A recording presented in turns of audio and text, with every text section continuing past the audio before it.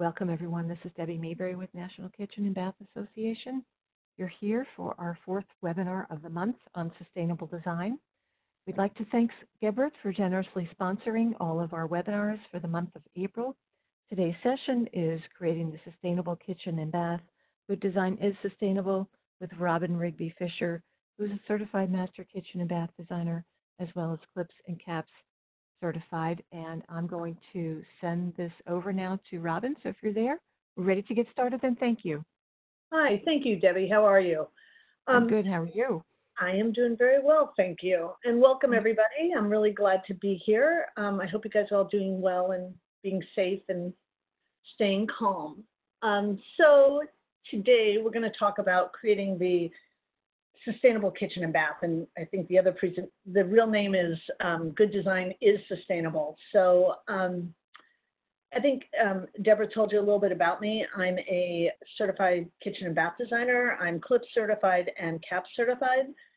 I teach part-time at our local college, kitchen and bath, and love it. I've been doing this for a really long time, so over 34 years. So I like to say I started when I was about 2, so you can figure out the math at that point. So let's go ahead and get started. So why should we be designing sustainably?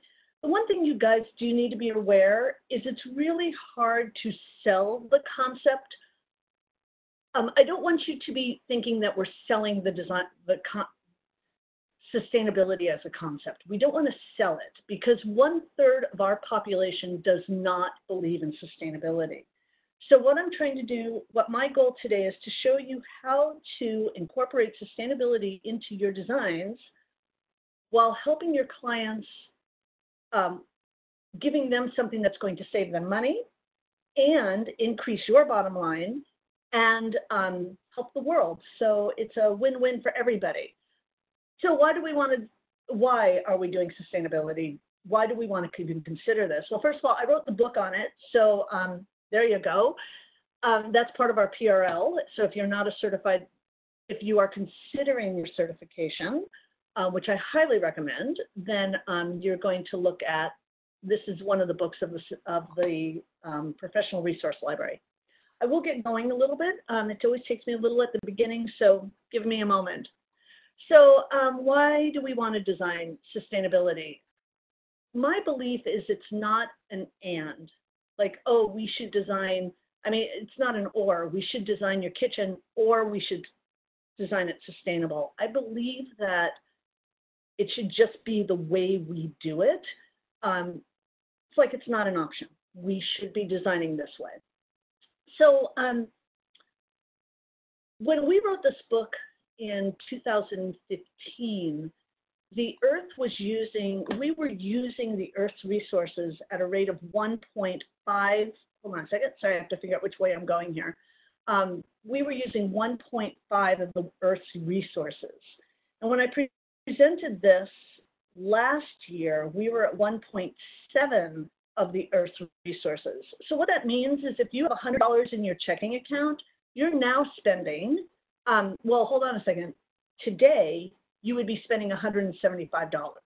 So meaning you have $100 in your checking account and you're spending $175, that's going to get you in trouble. And that's where we are. We are currently using 1.75 of the Earth's resources every single year, which is obviously not sustainable. So there's some things that you can do to look at this and to make some changes in your own life. And it's using this website called the footprintcalculator.org. And what this does is it really tells you how much you and your family are using. It talks about your food usage, how you get your energy, how you drive, how often you fly, and it will tell you how much carbon impact you are putting onto the earth. I did it last night, and I always consider ourselves that our family is really environmentally good. Our whole house is solar heated, we get all of our energy from solar. We both drive high energy efficient cars. We get 40 miles to a gallon. We buy local food. We don't eat a lot of meat. But my problem is we do fly a lot. Well, not right now, but normally we're flying a lot. So we are still at a higher rate than I would prefer. So now I have to decide how much I want to stop flying. Anyway, it's something to consider. I think it's a really big eye-opener, and I highly recommend considering looking at it. So let's define sustainability. So these are the categories that we're looking at in how we can define sustainability. And in my company, when I am meeting with my clients, prior to meeting with my clients, I send my client a lifestyle questionnaire. And in this questionnaire, we ask how do they grocery shop, how do they entertain, physical limitations that they might have. It's not about the pretty pictures, it's really about how they live. And one of the questions that I ask my clients is, what is their sustainability quotient? So I have them rank these categories as a priority. And that helps me to determine what products or how I'm going to help them. What I want you to be aware of is about 80% of them put indoor air quality as their #1 most important environmental issue. But as we get to ventilation, we'll talk a little bit more about that. It's how sometimes that goes out the window, and I have to spend a little bit more time reminding them of what their original priorities were.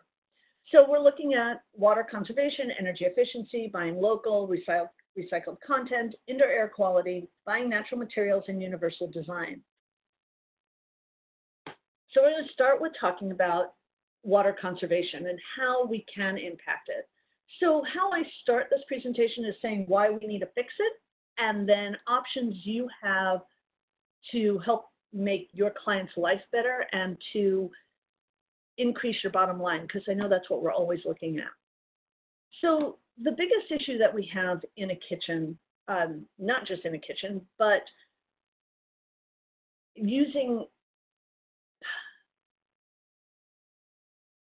the biggest thing we need to be paying attention to when we are looking at water conservation is not just the amount of water that's coming out of our faucet and how much we are actually using, but what's happening to the water as it goes into our drain. So we have to deal with this thing called eutrophication. Eutrophication is, I'll just read it because it's easier. It's the process by which a body of water becomes enriched in dissolved nutrients such as phosphate that stimulates the growth of aquatic life, usually resulting in depletion of dissolved oxygen. So I live on the West Coast, and we have a problem with these algae blooms that happen in our waterways out here, and we can't go into the water. And what happens is this algae bloom grows and it depletes the oxygen for the fish. So now we are causing more problems in our oceans, and our oceans are severely being damaged by what we put down our drain. So one of the biggest problems is let me go here, and I'm going to, hopefully this slide will work right. One more back. So I spend a lot of time talking to our clients about using a garbage disposal. I don't have one. I've never had one in my home. I compost. So I was raised by hippies, and we've always composted our entire life.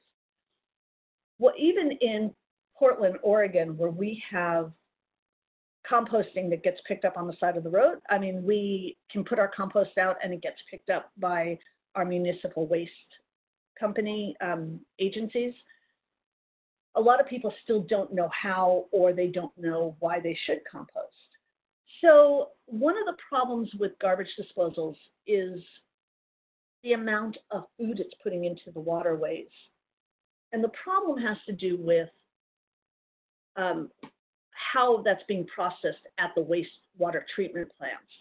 So unfortunately, this slide is giving you everything at the same time, but ideally, The way this should be read is the U.S. Corps of Engineers every 2 years does a report. And what they do is they do a report on our infrastructure. And the infrastructure includes things like hospitals, roadways, schools, bridges, airports, wastewater treatment, freshwater treatment. There's a few other ones. I think there's a total of 9, so I'm missing 2. So they test it every single year. And our wastewater treatment system, because of its age, because of the age of our infrastructure, is failing. And our wastewater treatment system in 2017, that's the most recent report that came out, gets a D+. What you need to be aware of is that there are emerging nations that actually have better quality wastewater treatment systems. So there was a report that if you go online and you say, is it more important, is it better for our wastewater treatment to use a garbage disposal, or is it to use composting? So there's 2 kinds of composting. There is anaerobic and there's aerobic. Anaerobic means dig a hole, throw all your garbage in it, cover it up. It will eventually decompose, but it will take a very long time for it to decompose. Anaerobic means put it in a container where it can get some air and it gets rotated well, decomposes quickly, like within a few weeks to a few months, depending upon how you have your system set up, which can be used to supplement your soil. That is actually more efficient. If you look at any report out on the market, if you look online on the internet and you type in garbage disposals versus composting, you're going to find a report that says that using a garbage disposal is the same as anaerobic composting. This is in the US, which is very true. But most people take out the anaerobic part and they say that it's equal. But if you go to the white paper on it, and if you want the white paper, I can send it to you. It is, it's based on anaerobic composting, which takes a very long time to decompose. So the report was put out in 2 places in the world. One was in Australia, where they have an amazing wastewater treatment system, and in the US. And the report was sponsored by Incinerator, which is the largest supporter of makers of garbage disposals. So the report so just going back to that, so making myself clear, is that the reports that you'll see online are going to say that using a garbage disposal is the same as anaerobic composting. So composting is actually the better way to go. And when I share this with my clients, we typically take out composting. We take out garbage disposals out of their house, which saves them money so that we don't have to put in a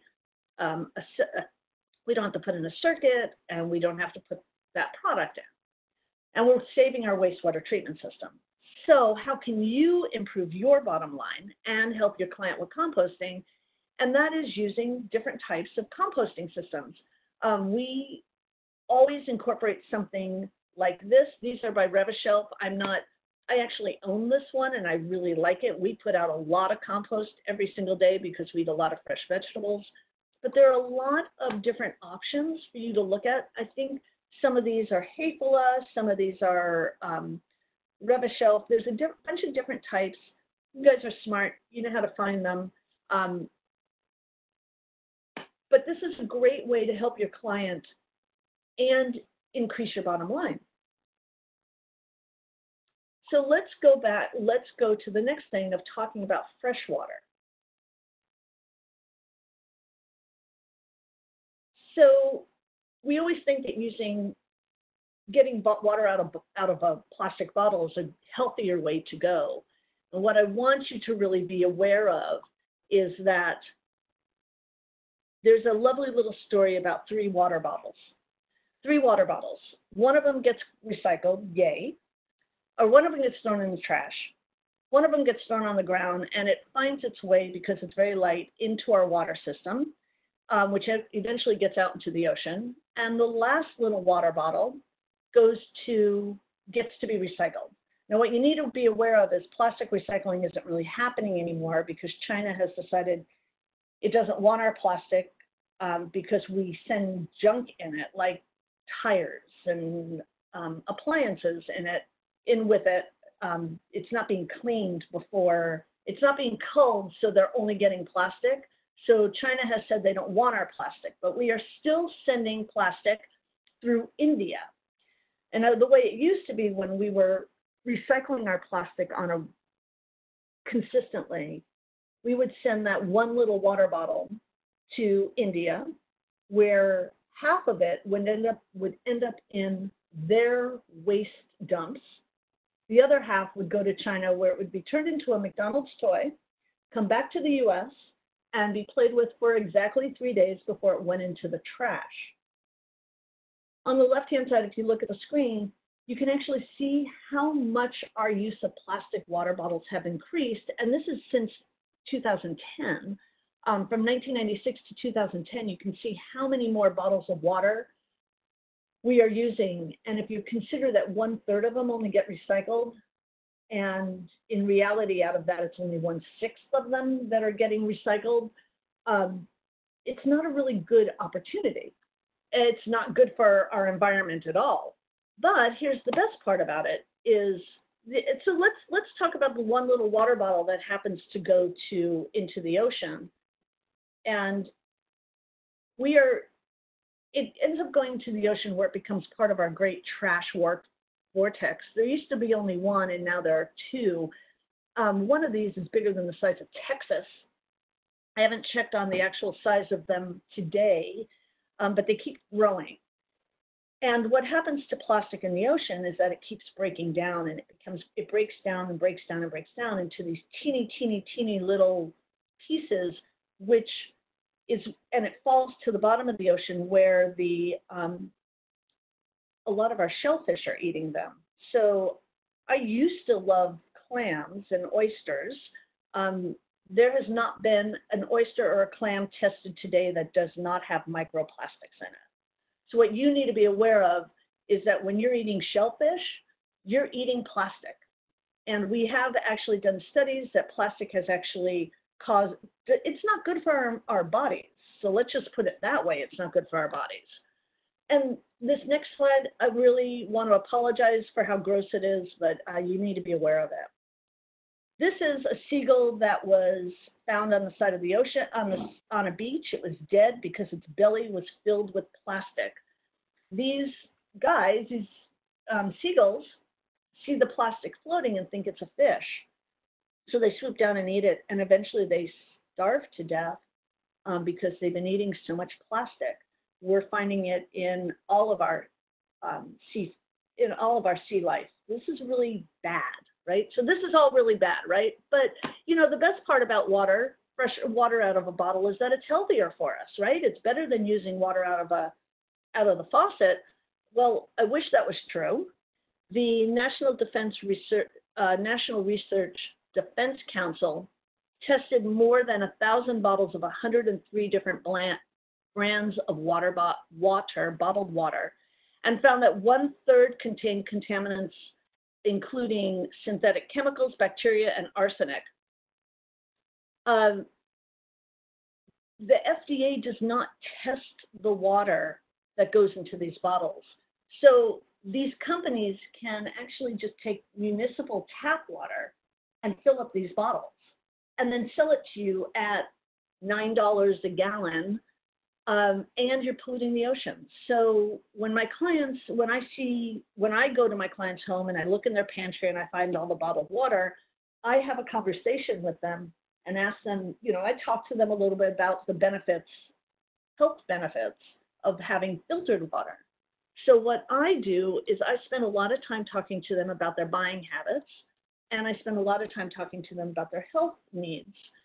And what I talk to them about is putting in water filters. And we talk about putting water filters in their homes so we can what we do is we have their municipal water tested, and we determine what chemicals are in the water that we want to get rid of. And then we purchase the proper filter for their water filter that takes away those things. So now what I'm doing is I'm giving them healthier water, water for cooking and for drinking. We are getting rid of bad tastes. We're getting rid of harmful bacteria. And so I'm helping the client that way. I'm increasing my bottom line, and I'm also saving the environment. Nowadays, a lot of the higher end appliances have higher quality filters right in the refrigerator, which is really lovely. So clients can get better quality water that way as well, and it's chilled. This slide is really talking about how much water is used every single day. The one that I really want you to look at is the fifth one down where it says leaks. The average home is losing 17 gallons of water per day to a leak in their home. Remember when we talked about the U.S. Corps of Engineers report? They also put a report in on our freshwater supplies. And because our because of our pipes are old in our infrastructure, we are actually losing 1 trillion gallons of water per year just through our natural pipes. But in our homes, we are losing 17 gallons per day. So how can we help our clients?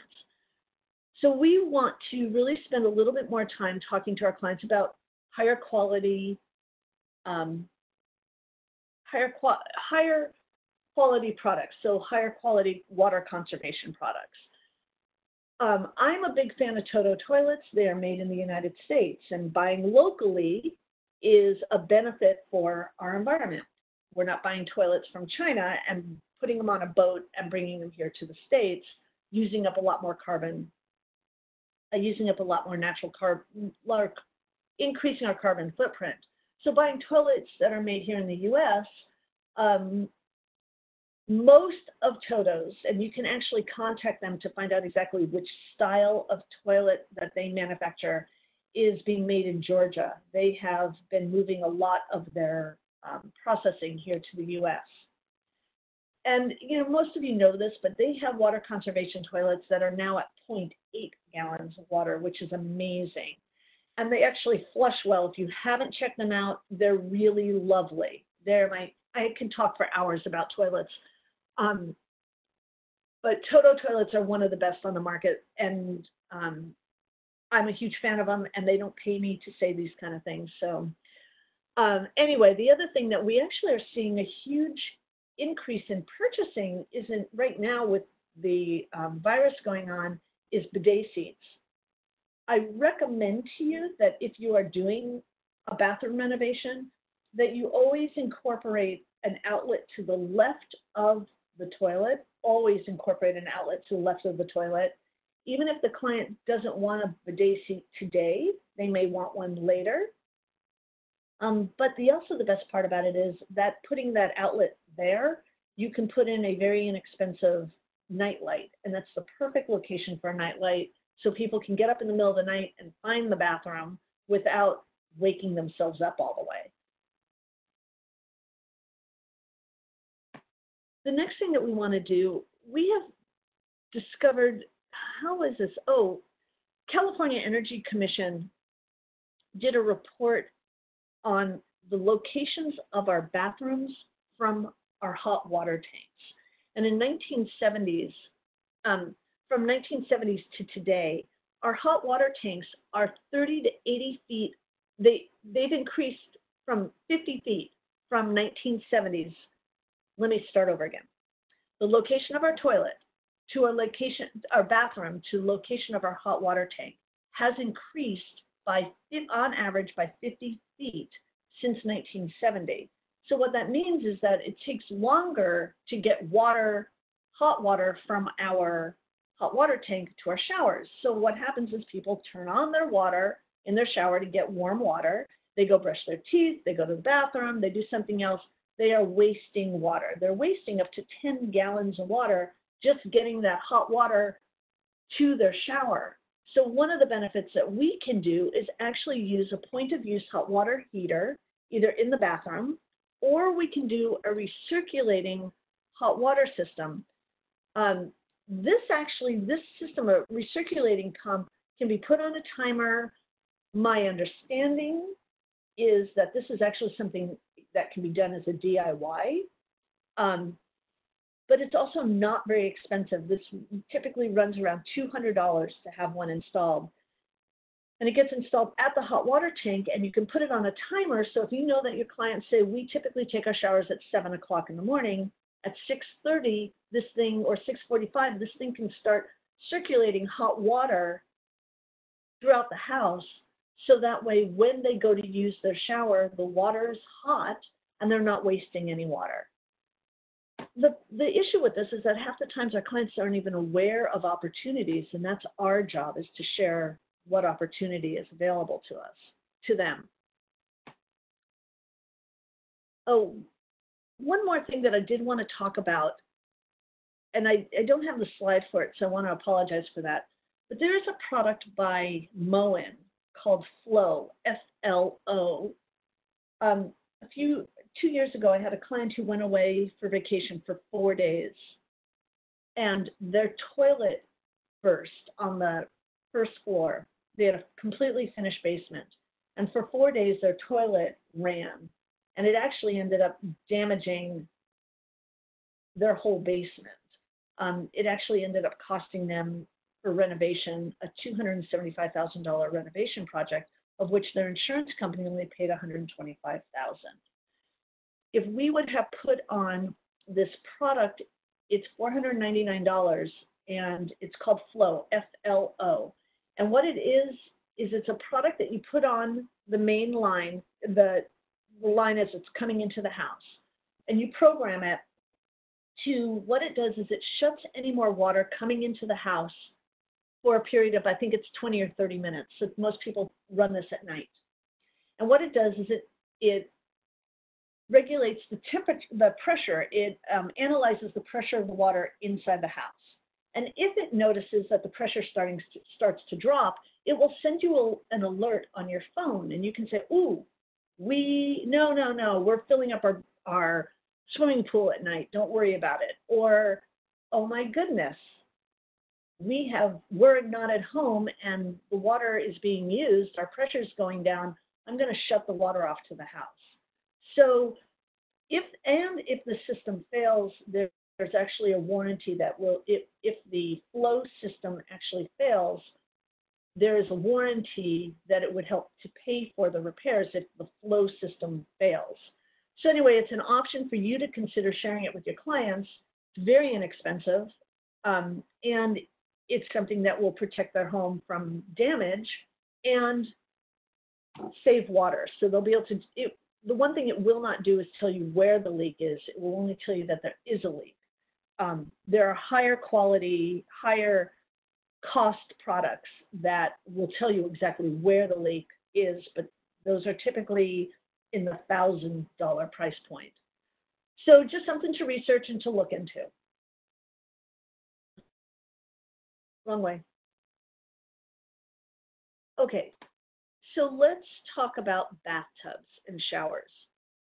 So I teach kitchen and bath designing, and I've been doing it now for 14 years. I have an average of 100 students a year, and I ask the same question: how many people take baths? Now, I am not a bather. My husband is a bather. He loves to bathe. It's been something I never get excited about. So what I want you to look at is how much water is being used in baths. So if we're looking at baths and showers, if you look at bathtubs, you're looking at between 20 and 80 gallons of water is being used. If you're looking at showers, even if you're taking a 10-minute shower, you're looking at around 15 gallons of water, a 10-minute shower, I'm sorry, you're looking at a 15 gallons of water for a 10-minute shower, as opposed to a 20 or 45 minute, or 20 or 45 gallon bath. Now, what I find when I ask my students how many people take baths, it's a very small percentage. It's typically about 15% of the population in my class actually takes baths on a monthly basis. You always have a few people who take baths daily. So do we always have to put a bath in the bathtub in a house? So what we're looking at here on the next slide is talking about how many gallons of water is used in showers based on a conventional shower head, which is 5 gallons per minute, or low flow shower heads, which are 2.0 gallons per minute. In Oregon, we are now, our code requirement says 1.75 gallons of water per minute is what we're allowed to put in for our shower heads. Everybody's a little different. So we're actually using less water. But the bathtubs, as I was saying earlier, is that not very many people take baths. So Jacuzzi brand did a survey that said that only 38% of the US residents bathe weekly, and half of them are men. I'm not saying to get rid of the bathtub, but I'm saying that it's an option to consider to talk to your client about it. If your client is remodeling and saying, oh, we need to put a bathtub in, we never use it, why are we spending the money on it? So what I find is most clients are more interested in a bigger shower. So this was a floor plan of a house that we renovated a few years ago. Definitely not the best use of space. They didn't use their bathtub at all, and their shower was really tiny. So we had a conversation with them, and we renovated, and we got rid of the shower, and we got rid of the bathtub, and we gave them a much bigger shower, which made it nicer. We actually did a steam shower along with it, which gave them, by talking to them about how they use their space, we gave them a bigger shower. We talked about how they like to relax, and we ended up putting a steam shower in there, which gave them more flexibility of how they're using their bathroom. So now it's not just for getting ready at night, but in the morning, but it's also for getting relaxing at night.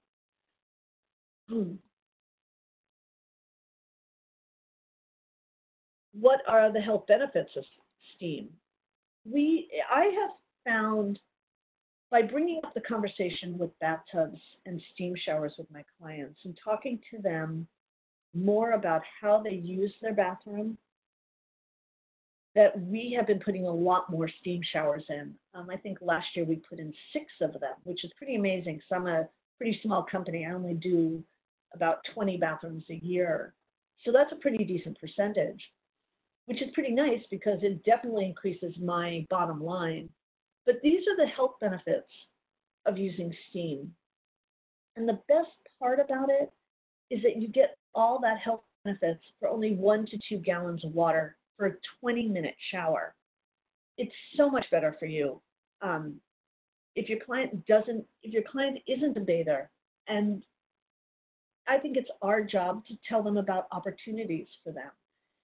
And so depending on how their budget of their project, I bring up the concept of it, and they're interested, and it's a lot of fun to put one in. Oh, I'm sorry. Here is the whole thing about the flow. I forgot that slide was in there. This is the company that has that leaking system. I suggest you spend a little time looking at this. I think there's some really good benefits. Clients don't know about these things. And it's our job, again, like steam shower, to talk to them about this. This is a great add-on. Indoor air quality. We, as I said earlier, that about 85% of our clients check the box of indoor air quality being the most important thing in sustainability for them. So what we do is really try to incorporate as many products in their home that minimize VOCs, volatile organic compounds. So we spend a lot of time talking about different qualities of paint. I typically only use a pretty high-end paint, and the reason why I use it is because it's one of the lowest VOCs in the available. It's also washable. Having a paint that's in a client's home that is washable is sustainable because they don't have to repaint all the time. we talk to our clients a lot about different qualities of floor, different types of flooring, such as using cork floors as opposed to using hardwood floors. Cork has a lot of natural benefits. First of all, it's a sustainable product. The bark from a cork tree is harvested every 10 to 12 years. Some of these trees are 200 years old. Cork is a natural insulator. So if you put cork on your floors, the floors are warmer. It's also a natural sound absorber. It helps to absorb sound, which is great for us as our clients get older or for the open floor plan homes. It also is a naturally self-healing floor. So just like a cork board, unless you gouge it, the product will actually spring back. It's actually a 14-sided cellular structure. So like corrugated cardboard, it's really hard to crush. So most of the time, most dents work their own way out. So cork is a really lovely product. We do a lot of it in homes. We use them in bathrooms. You have to determine, if you use cork in a bathroom, you have to make sure that it is approved for that installation. We do a lot of cork, and clients are very happy with it.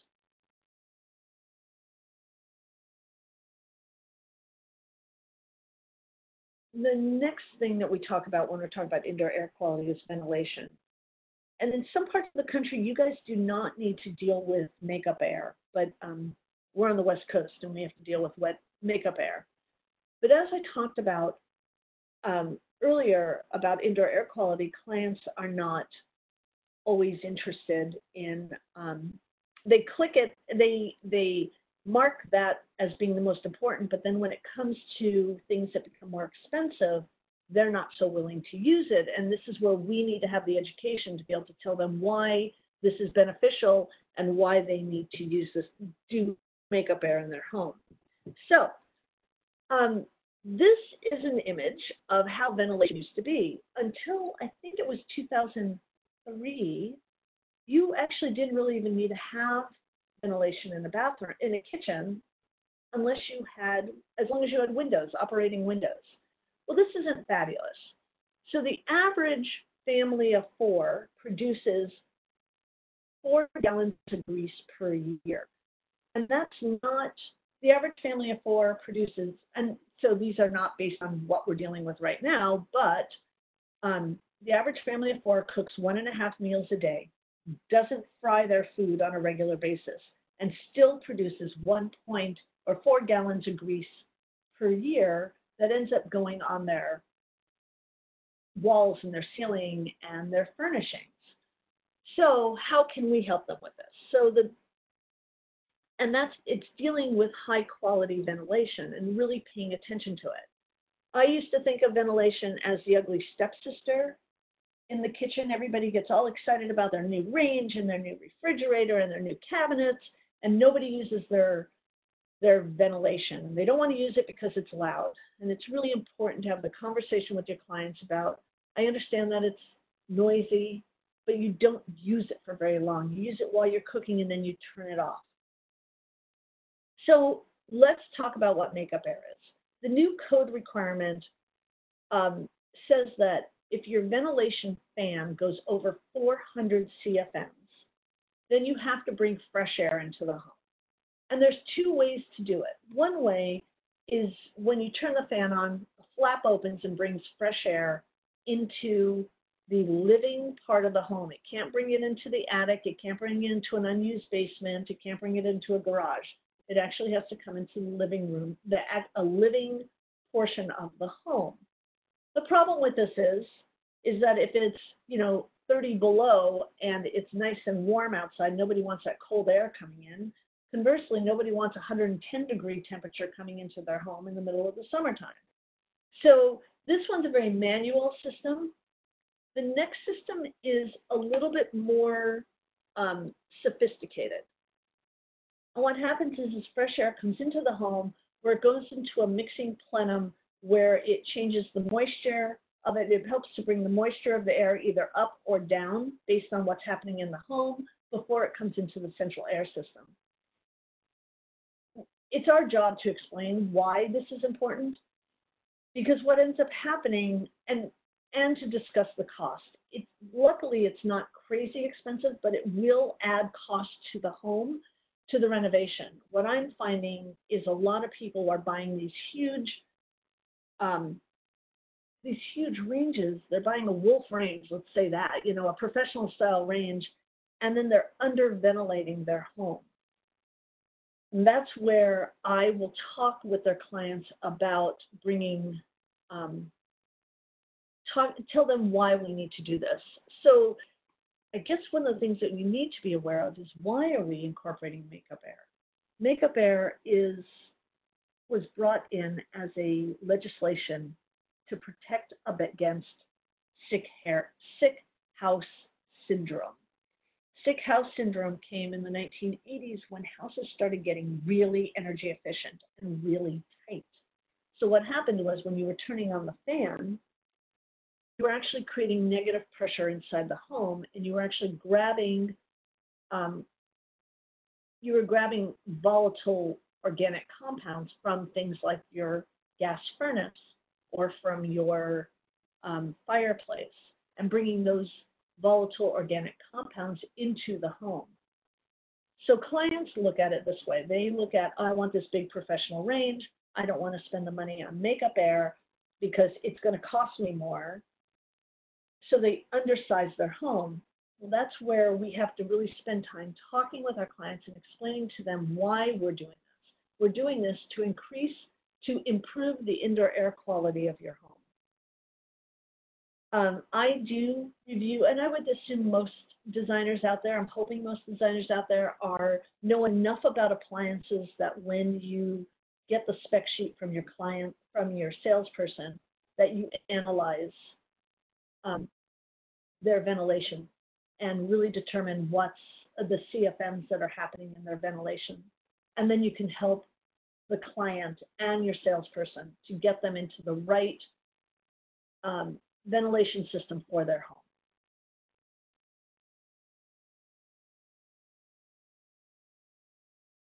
In bathrooms, we're looking at a bunch of different kinds of fans, and they all don't have to be loud, which is really, you need bathroom fans, and it's crazy. A horrible little story is, I have a rental, and my tenants for 6 years, did not use the bathroom fan because they had to turn on a switch.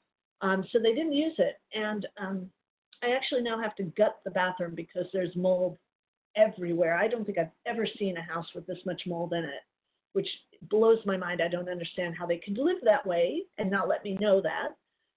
But we are now really spending a lot more time talking to our clients about using motion sensor fans, like in a toilet room, a powder room, or using moisture sensor fans. So that way you don't have the problem of mold. There is a new product out by Brown, and it's called the VO, I think is what it is. And they actually have this really great UVB light that can be left on without the fan, and it actually will kill microbes in the bathroom. It's pretty cool. So it's something to check out. You do have to have them on different kinds of, in Oregon, our code says that a fan has to, if it's not on a motion sensor or if it's not a moisture sensor fan, then it does have to be on a timer. What we're looking at here are motion sensor switches. So I adore my family. My husband is a great guy. He has a tendency to leave lights on, which drives me crazy. So he leaves lights on in the garage or in my closet, in our closets, or in the pantry, or in his office when he leaves.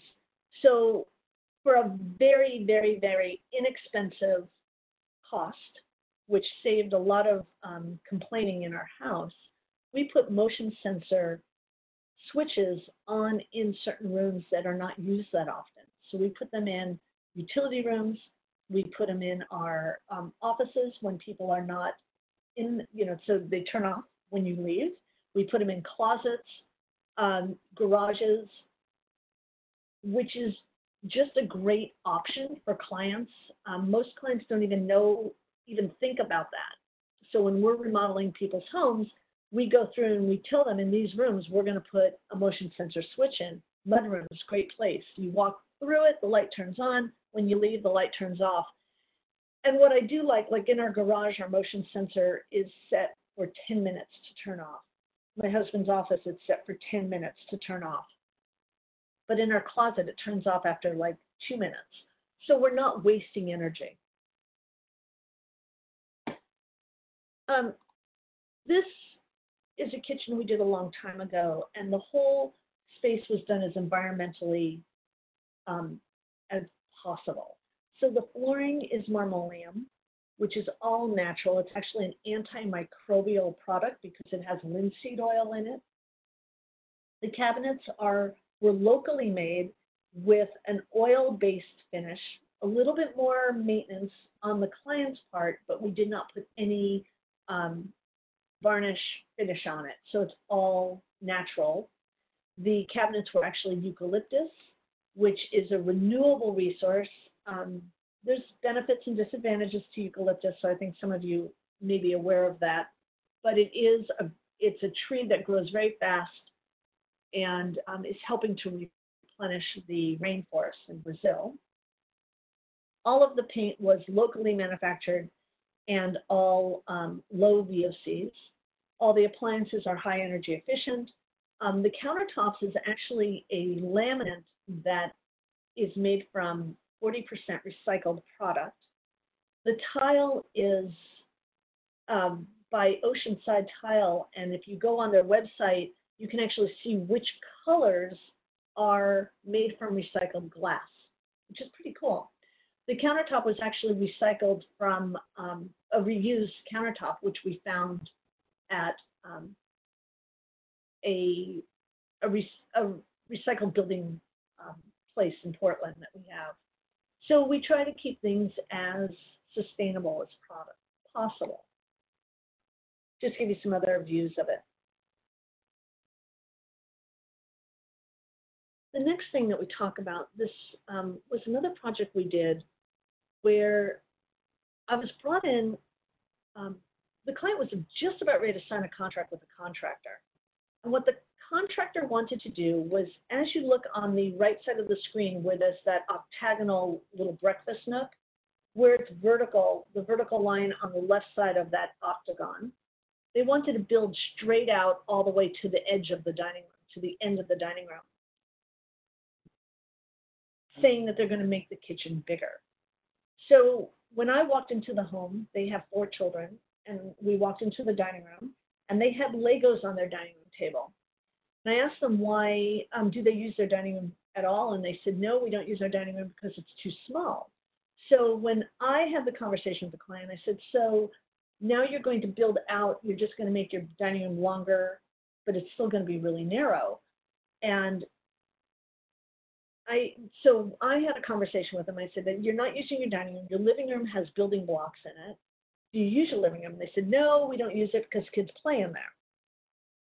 So we had a conversation about getting rid of the dining room and actually increasing the size of the kitchen. And they were a little hesitant about it. So we brought a real estate agent in because they were afraid to get rid of the formal dining room. And luckily, the real estate agent was great. And he's like, you're not using it now. Why would you keep it? So what the other contractor wanted to do was to make the house bigger, tearing up their landscape, increasing the size of their home, the footprint of their home, which would have increased their heating capacity, so their heating use. So we spent some time talking to them and came up with a different plan. So what we did was we started with, on the right side of the screen where it says dining room, we left enough space for a dining table to be expanded for the holidays, and we increased the size of the kitchen. We made the kitchen bigger. We opened up we moved the kitchen mostly into the dining area, the original dining area of the home. The best part about it is they actually now use the living room. On the right side of the screen where it says arched opening, that is the family room. So when they have a party, the kids hang out in the family room and the adults hang out in the living room. Everybody's close to the food. And what we did was we actually increased the use of the house without increasing the size of the home. This isn't a new concept. I'm sure many of you are going, yeah, I've done that before a lot of times.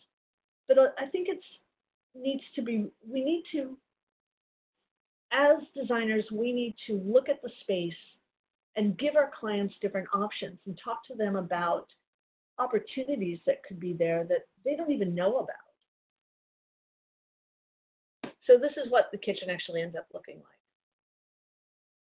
So going back to all of this, what did we cover? We just covered why we need to design sustainably, what defines sustainability, methods to incorporate in it, and tools that you can use to sell without selling sustainability. So, do you have any questions for me? Robin, that was great. Thank you. Great explanation. I learned a lot myself. I'm sure everyone did. So there are a ton of questions. They've been coming in as you've been talking. Thank you. So you're welcome. So let's see. One of the people was interested in trying to understand what was the difference between the incinerator, good or bad, as compared to the Revershelf composting. I'm trying not to use too many names, but that's okay. It is what it is. Yeah. So the problem is that, and I apologize for not explaining that very clearly, so I apologize. As I said previously, the problem with garbage disposals is that because our wastewater treatment systems are so bad,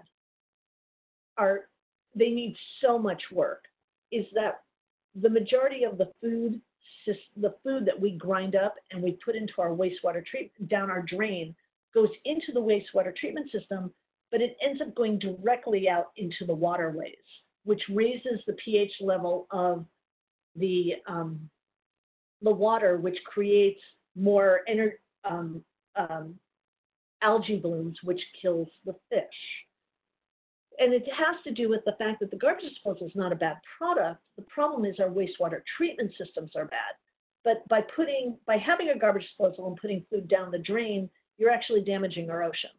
And I apologize for not being clear on that one. Does that answer the question? I think that's good. Thank you. Okay. So there are a lot more. So let me keep going. I'm good for this. Okay. So someone's asking, when we install the water filter, is it usually clean? It is usually cleaned with salt. And they said this kills plants. How do you get around that when specifying a whole house water system? Oh my goodness. You know what? I usually bring in an expert on that one, and I don't know enough about a whole house water system to be able to help you with that. I apologize. I would actually talk to somebody who installs them. Like maybe, I don't know, your plumber is usually who I talk to, and then they have their people do it. So I'm sorry, I don't have any information on that. That's fine. Thank you. And so then getting to that, so this person's asking, where do you go to get your client's tap water tested? Oh, so we have,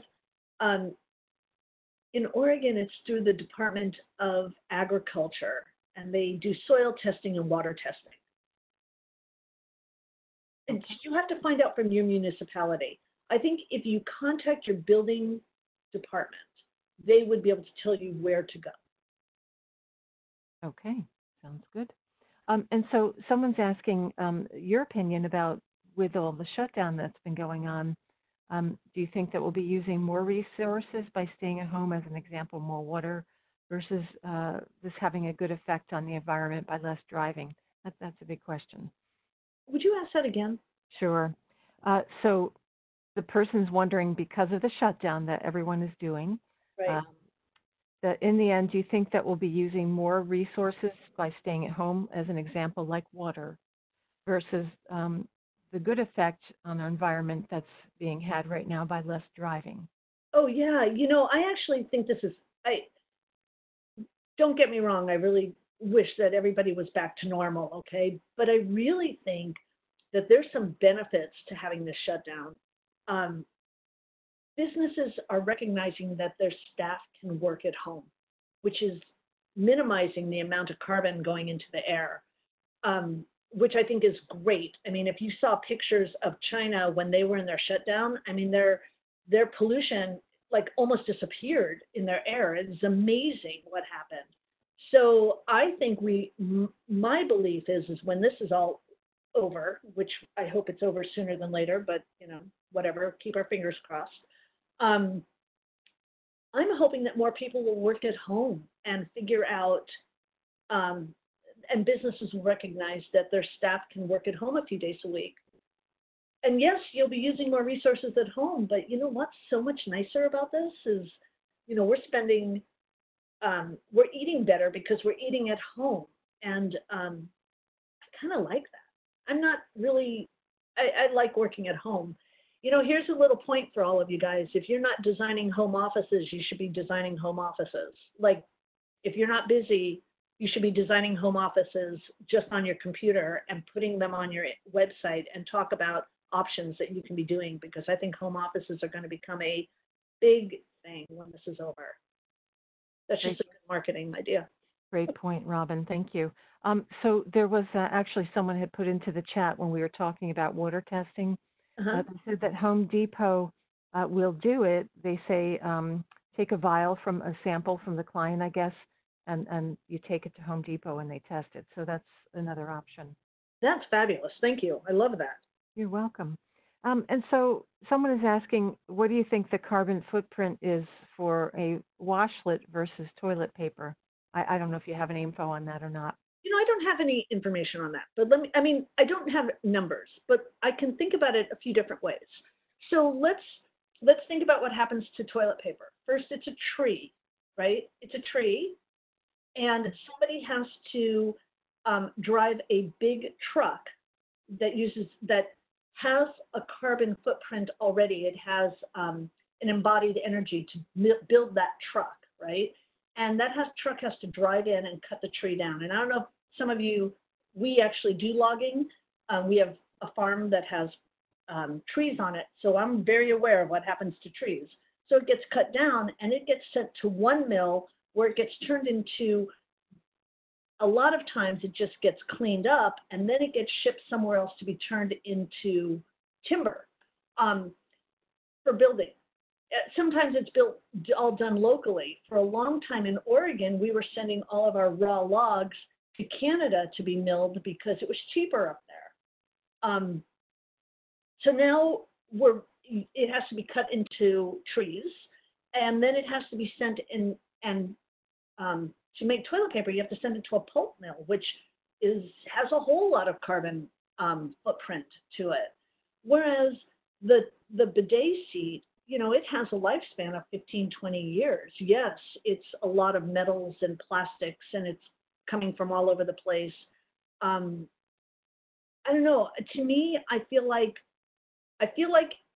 carbon footprint on both of them may be the same, but there's also health benefits that come from using the bidet seat, right? So let's think about the bidet seat. It's so don't get grossed out, you guys, but it actually massages that part of your body, which is really good for as we get older, not to keep things moving better. It helps to keep people cleaner. You'll use less water because many days you don't have to shower every day, but if that part of your body is clean, you feel clean. So there's a whole lot of benefits to using a bidet seat. And if you haven't tried one, when this is all over, go to your local showroom and try one out. They are definitely a lovely benefit. Great, thank you for that. So we're going to talk a little bit about, does the circulator pump work with tankless water heaters? I don't think you need one with a tankless water heater because you already have hot water on demand. Okay. So it's And not necessary. It's only for people like me who have a tank still. okay. So then I think the next question that kind of piggybacks with that is an instant water heater better than a point of use water heater? You know, I think they have improved so much that even people who have a lot of, a few years ago, an instant hot water heater wasn't great for a house that had a lot of people living in it because it just couldn't keep up. But I think the technology on those things have increased so much that I would spend a little time talking to your plumber, talking to your local salesperson about it. But I think instant hot water heaters are, I mean, yeah, on-demand hot water heaters are probably the better way to go. Besides the fact they take up less room in your garage. Yeah. Then you have more Okay. room for storing stuff, right? So here's a question about you were talking about makeup air before. Can Uh-huh. you install a smaller, less noisier fan under 400 CFM if you install an induction cooktop versus a natural gas cooktop? Yes, that's one of the benefits of an induction cooktop. One of the benefits of induction, it doesn't produce the same amount of heat, and you don't have the gas to deal with, the actual pollutants that come with natural gas. So yes, you can actually go a little lower, but you need to spend a little bit more time talking to your client about how do they cook. Um, not if they're, somebody's not seriously cooking a lot, you can go lower with them, but I would really determine before I made that actual decision, I would find out how they cook and what size their cooktop is, right? And how they use their cooktops. So yes and no. Sorry. That's fine. So here's a question once again about vent hood. So does the makeup air kick on with the vent hood? Like, is that an automatic thing? Yes, that's the way it's supposed to be done. So it doesn't work if you don't turn on your fan. Most people don't use their fan. That's the problem, right? They don't want to use it because it's loud. So they don't use it. And the only way the makeup air works is when you turn on the fan because it's connected to that switch. Okay. Now we're going to talk a little bit about, you mentioned cork flooring before, and the person said they didn't know that there was cork rated for water areas. Do you think it's hard to find? No, it's not. And it has to do with the substrate. So there's a few different kinds of cork. There's a glue down cork, which is a commercial rated product. It's more expensive because the substrate has to be perfect. But I like it better. But if you use a click cork, try saying that 10 times fast. But if you use a click product, it's the substrate that has to be determined. And you also have to determine, it's based on the substrate and it's also based on the finish that they use because not all finishes likes urine. And especially if your client stands around the toilet, then urine sometimes it gets on the floor. So it can damage the finish. So it's just something that you have to ask the your salesperson. Just ask, is this rated for a bathroom? And they'll know exactly. They'll know how to answer that right away. That's a quick answer. Okay. And then you had mentioned earlier some type of flooring that uses linseed oil in Oh, it. What was that again? marmoleum. Marmoleum. Marmoleum is made from, it's the old time linoleum. It's amazing, right? So it's made from um, limestone dust, jute, cork, linseed oil. I think that's it.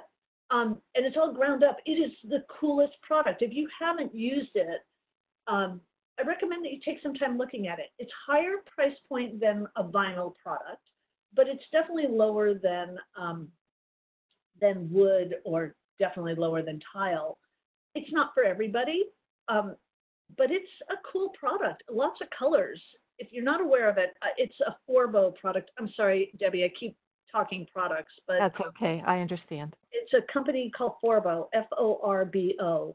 Check it out. And their samples come through, what's the name of that company? What's the name of the sample company now that we can get all of our samples through? Do you remember, Debbie? No, I'm sorry, I don't. Oh my goodness. If I remember, I'll let you know. Okay, that sounds Yeah. good. I'll send it out. So talking about generic products, then someone was asking, is there a generic product for the flow that you were talking about earlier? And if there is, then how do they research that? I don't know of a generic product. I actually met Flow, the owners of Flow, when they were just a little company at Cedia a few years ago, and then they sold out to Moen. So I don't know. I think other companies are now making that product. But I would just contact your salesperson. They're available for you. Contact your plumbing salesperson and ask them what products they have like that. It's not expensive, and it's a super easy sale. Clients don't know anything about it. It's such an easy sale. That's great. So I know we're getting ready to wrap here. We're like 5 minutes over, but that's okay. Yeah, I'll stay as long as anybody needs. Oh, thank you. Yeah. So can you briefly mention the benefits of universal design and sustainability in your view? So universal design is actually now an old term. We're now using the term living in place, which it makes sense. It's really thinking about how does your client use the space based on their physical needs. The longer we can keep your clients in their home, the more sustainable that is, right? If they don't have to move, if they can be in their home for a longer period of time and don't have to go into a nursing home, they can be more, they can work in their space without having physical issues getting in their way. That's a sustainable concept. Anything we can do to help our clients to be more comfortable, who have less injuries, that's our job. That's great. And so just someone was put in the chat here that the name of the company you're trying to think of that provides samples is Material Bank. That's it. If you don't know Material Bank, you absolutely need to get involved. It's amazing. And your first order, you get M&Ms. Oh, that's cool. So I think we're kind of out of time. Someone was asking if you could share your client questionnaire as it relates to sustainability questions. Yeah, I can. Yeah, and I'd be happy to distribute that tomorrow. Okay. Send out the evaluation survey if you have it readily available. I saw somebody wanted a picture. Is that the picture of the kitchen that was without the dining room? If somebody wanted that, I would definitely be happy to send that. Oh, okay. That sounds good. Yeah, I didn't see that. I'm sorry. There's a lot of questions coming in here. And if anybody needs, I'll change the slide to have my email address. If you have questions or comments, it's really horrible in the blue, I apologize, but it's Robin, R-O-B-I-N, at robinrigbyfisher.com. Email me. I'm happy to answer any questions you have. Or comments. I actually like when if somebody says, no, have you ever used this product? I want to make the presentation as good as it can be. That's great, Robin. I want to thank you so much for your time and staying for the questions. And I want to thank Gebert for sponsoring today's session as well. And again, I hope to have you back another time too, Robin. It's been great working with you. Lovely seeing you guys. Thank you so much and have a great day and stay safe. Thank you. You too. You.